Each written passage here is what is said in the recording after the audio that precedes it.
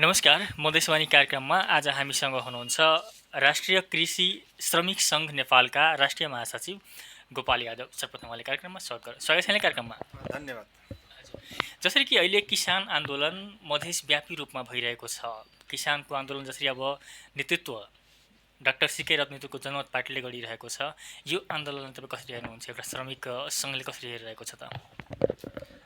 अहिलेसम्मको एक प्रकारले विगत लगभग लामो समय 12-15 वर्षदेखिको जुन यता जुन जति पनि किसान आन्दोलनहरू भएको छ, सबै आन्दोलनमा कुनै न कुनै पोलिटिकल पार्टीले त्यो पार्टीलाई स्थापित गर्नको लागि त्यो आन्दोलन गरेको हो। नेपाल कृषि प्रधान देश हो। बहुसङ्ख्यक यहाँका किसान वर्गमा, सामान्य वर्गमा, निम्न वर्गमा पर्ने जनता यो देशमा छन्, बहुसङ्ख्यक रूपमा छन्। कृषि प्रधान देशको एउटा देश विकासमा कृषिको र किसानहरूको ठुलो भूमिका छ यो देशमा।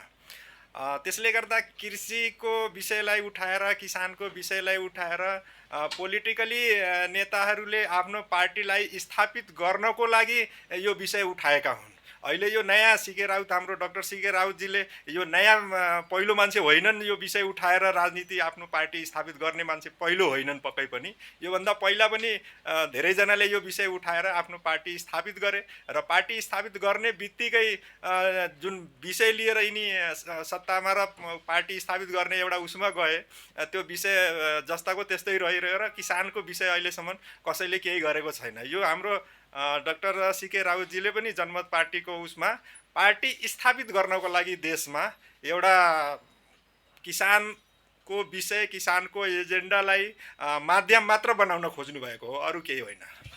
भनेपछि तपाईँको नजरमा यो डाक्टर सीके राउत नेतृत्वको जनमत पार्टीको यो आन्दोलन, किसानको आन्दोलन भनेर जुन अहिले गरिँदैछ, यो आन्दोलन आफ्नो राजनीतिक रोटी सेक्नका लागि मात्रै हो त? एकदम एकदम।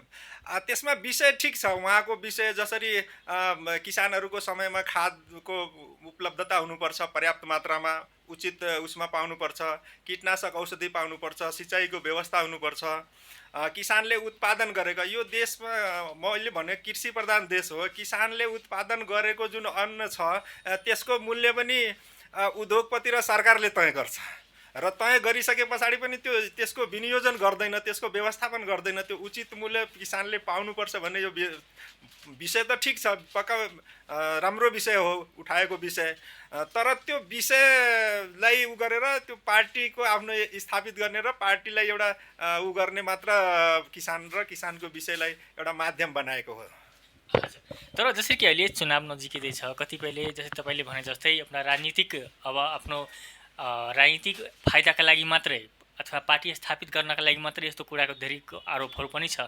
तर जस्तै डाक्टर सीके राउतको जुन किसिमको तर्कहरू छ, उहाँ जुन मिडियाहरूमा जुन आफ्नो सफाइ दिँदै आउनु भएको छ कि यो मुद्दाहरू जसरी कि अब अहिलेको समयमा उपयुक्त समय हो भनेर उहाँको दाबी छ।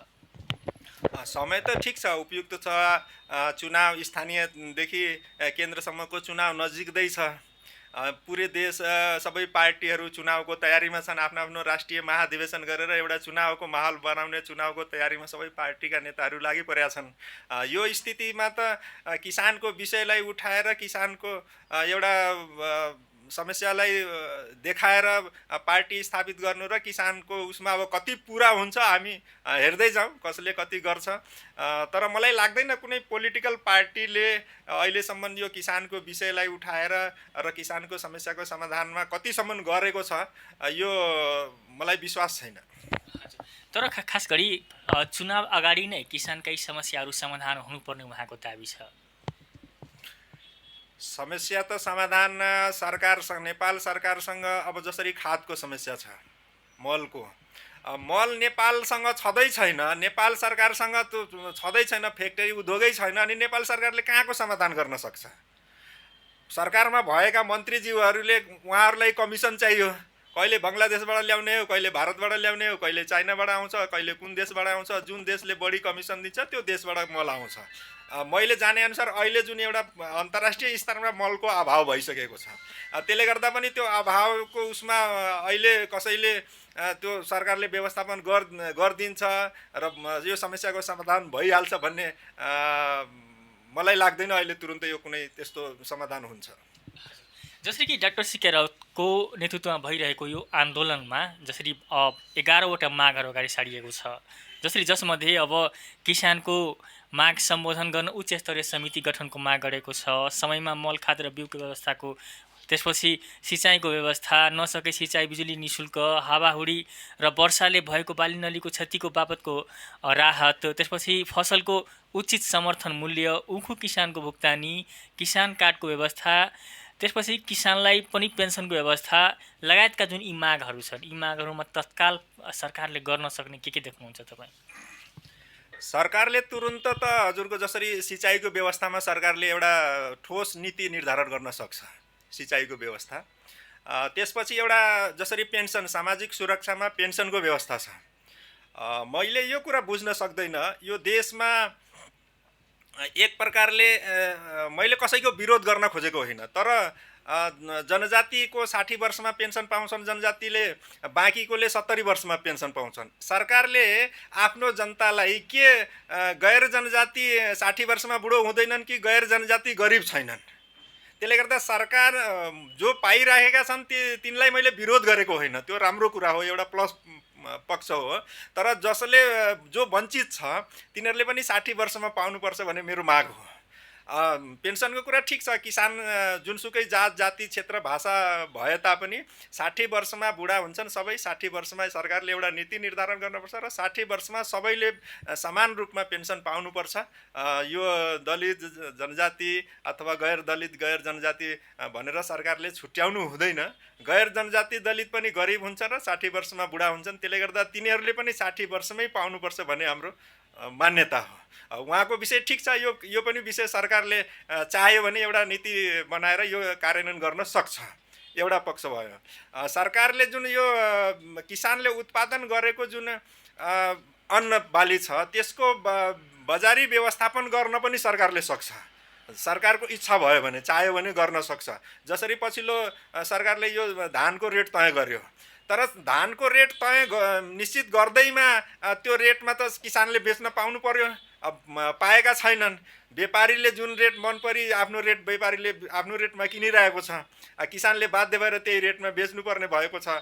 सरकारले त्यसको लागि त्यो रेट कायम होस् कि त व्यापारीलाई त्यो एउटा सिस्टममा ल्याउनुपर्छ, कि त सरकारले आफ्नो एउटा गोदाम गरेर आफ्नो एउटा सिस्टम बनाएर सरकारले आफ्नो मान्छे लगाएर किन्ने आफ्नो रेटमा र त्यो व्यापारीलाई दिने अथवा एउटा आधारले खडा गर्नुपर्छ र त्यो किसान सरकारको रेटमा बेच्न पाउने एउटा सिस्टम चाहिँ सरकारले निर्माण गर्नुपर्छ। त्यो भइसकेको छैन अहिले, त्यो सरकारले चाह्यो भने बनाउन सक्छ। त्यसले गर्दा यो 3-4वटा कुरा त सरकारको अधिकार क्षेत्रको कुरा छ र सरकार गर्न सक्ने क्षमता छ। सरकार त्यस्तो छैन कि गर्न सक्दैन।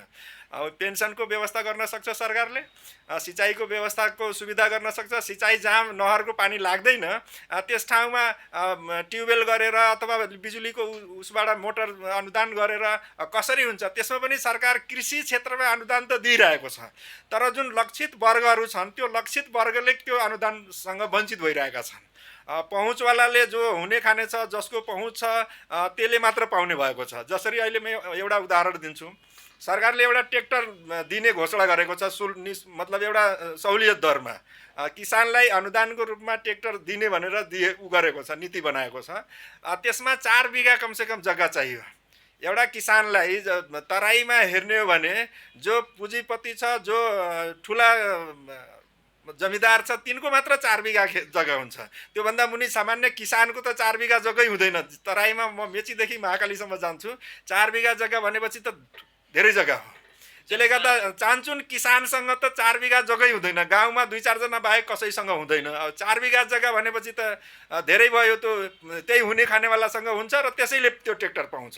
यानि कि सरकारको जुन नीति भयो त्यो नीति पनि त्यही हुने खाने र पहुँचवालासम्म मात्र गयो, जुन लक्षित वर्ग छ त्यहाँसम्म जान पर्छ भन्ने मेरो सोचाइ हो।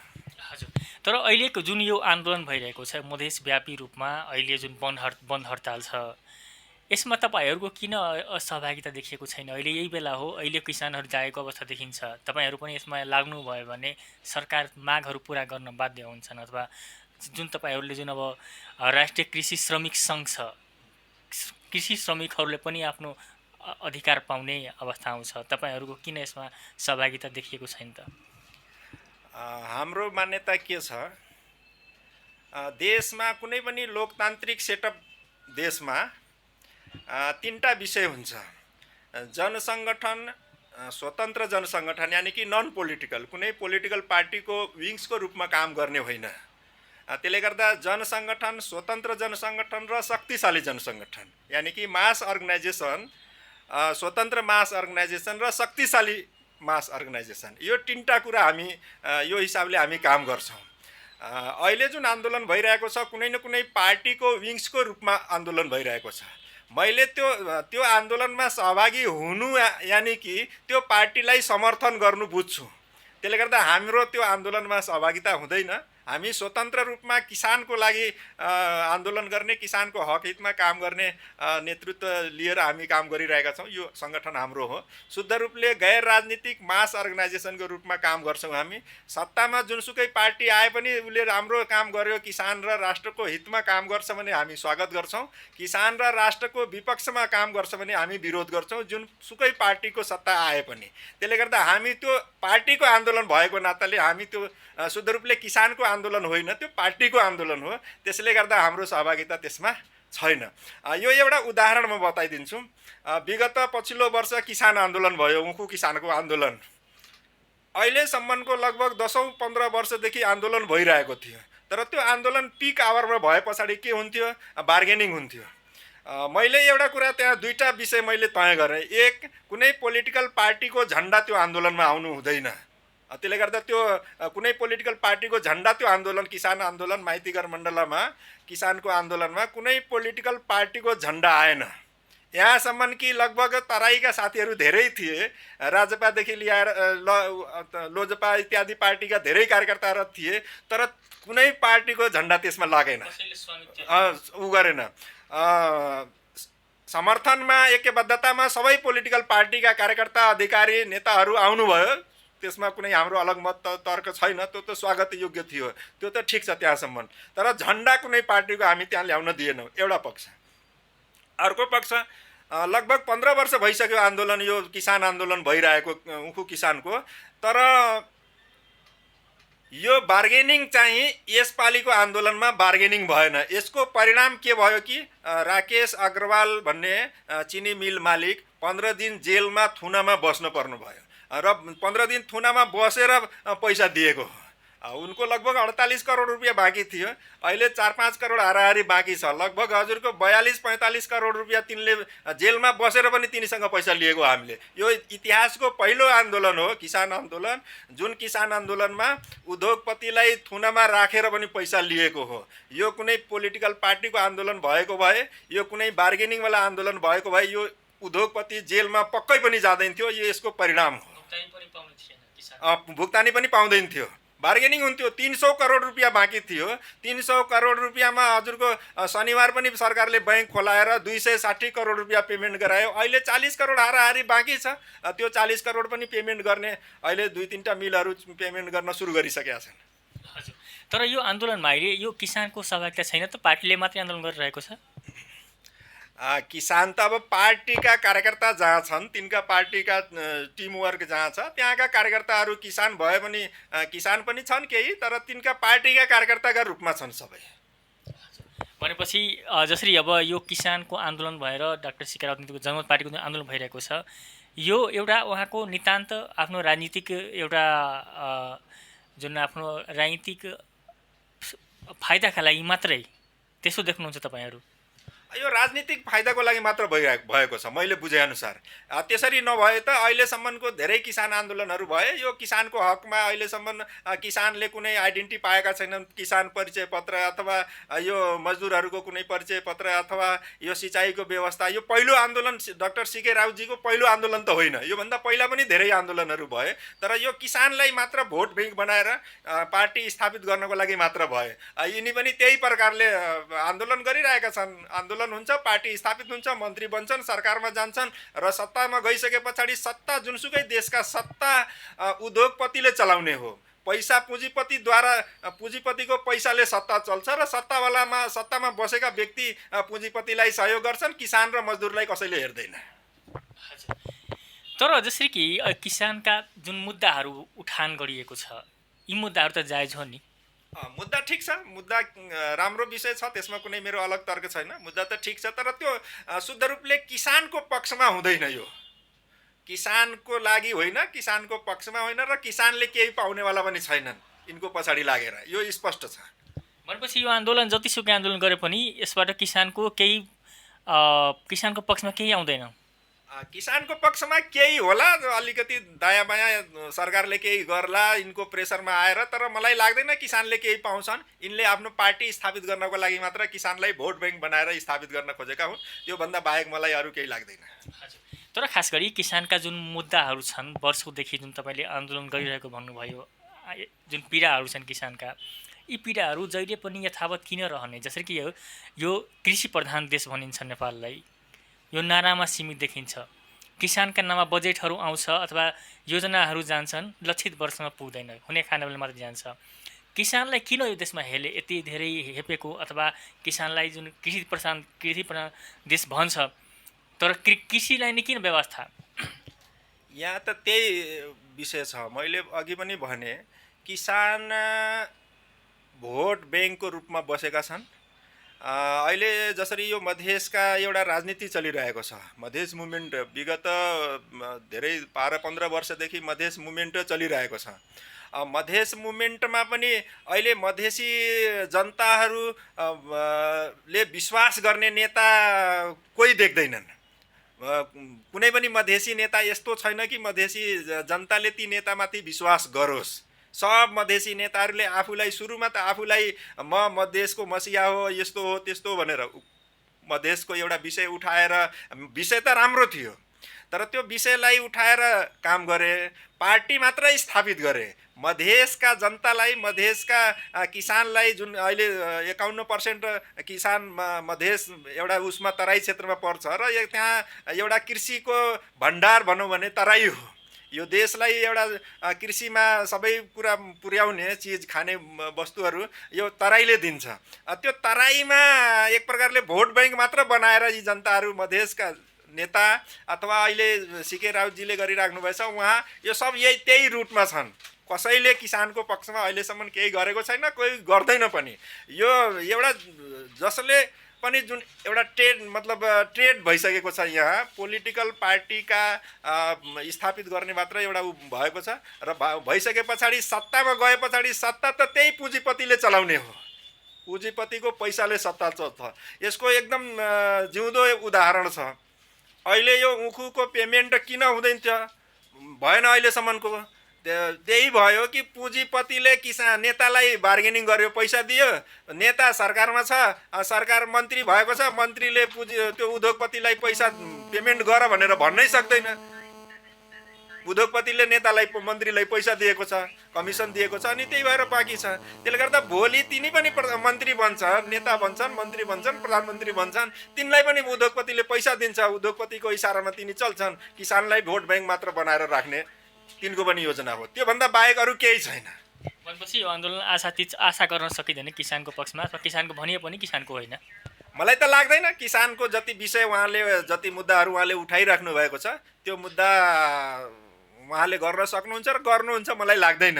एक दुईटा होला, कुनै सामान्य सरकारले तिनलाई व्यवस्थापन गर्नको लागि कुनै गर्ला, त्यो अलग विषय हो। तर किसानको जुन मूल विषय हो, जुन मूल डिमान्डहरू छन् किसानका, उहाँले उठाएका जुन विषयहरू, एजेन्डाहरू छन्, त्यो हुन्छ अथवा उहाँले गराउन सक्नुहुन्छ, गराउनुहुन्छ भन्ने मलाई विश्वास छैन। जसरी कि किसान आन्दोलन जुन हाम्रो छिमेकी मित्र राष्ट्र भारतमा भयो, किसानको आन्दोलन, त्यसमा भारत सरकार झुक्यो अथवा भारत सरकार आफ्नो निर्णयबाट फिर्ता भयो। त्यस्तै नि अहिले यो अहिले भइरहेको आन्दोलन जुन अब जोडेर हिँड्दैछ कि भारतको किसान आन्दोलन र यहाँ अहिले भइरहेको आन्दोलन कसरी भिन्नता देख्नुहुन्छ? त्यहाँको किसान आन्दोलन पनि मैले जाने अनुसार कुनै न कुनै पोलिटिकल पार्टीले चलाएको किसान आन्दोलन थियो। यहाँको किसान आन्दोलन पनि अहिले जुन चलिरहेको छ त्यो कुनै न कुनै पोलिटिकल पार्टी स्थापित गर्नको लागि चलाएको हो। त्यहाँको र यहाँकोमा खासै फरक म देख्दिनँ। रह्यो कुरा त्यहाँको अब 2 वर्षसम्म 1.5 वर्षसम्म चल्यो, यहाँ अब हाम्रो कति उहाँको क्षमता छ, कति कार्यकर्ता छन्, तिनको क्षमता र सङ्गठनको ताकतको हिसाबले चल्ने हो। त्यसले गर्दा अब कति चल्छ त्यो म भन्न सक्दिनँ। तर त्यहाँ पनि पोलिटिकल पार्टीको इसारामा चलिरहेको थियो, यहाँ पनि पोलिटिकल पार्टीको इसारामा छ। त्यो केही फरक पोलिटिकल पार्टीले लिड नै गरिरहेको त्यसले गर्दा त्यहाँ र यहाँमा खास म फरक देख्दिनँ। हजुर, अब अन्त्यमा छौँ हामी। जसरी कि अब यो तपाईँको राष्ट्रिय कृषि श्रमिक सङ्घ नेपाल छ, किसानका समस्याहरू जुन जिउका तिउँ छन्, वर्षौँदेखि आन्दोलन पनि भइरहेको छ। तपाईँहरू उखु आन्दोलनमा पनि तपाईँहरू नेतृत्व लिनुभएको थियो। खास गरी यो किसानको समस्या जुन समस्याहरू छन् दीर्घकालीन रूपमा समाधान गर्न के छ, सरकारले अप्ठ्यारो के छ, किन सरकारले गर्न चाहेर पनि गर्न सकिरहेको छैन, ती सरकारले चाहिरहेको छैन, किसानका समस्याहरूलाई त्यत्रो ठुलो समस्या किन बनाइदिन्छ त? सरकारले चाह्यो भने समस्या समाधान गर्न सक्छ।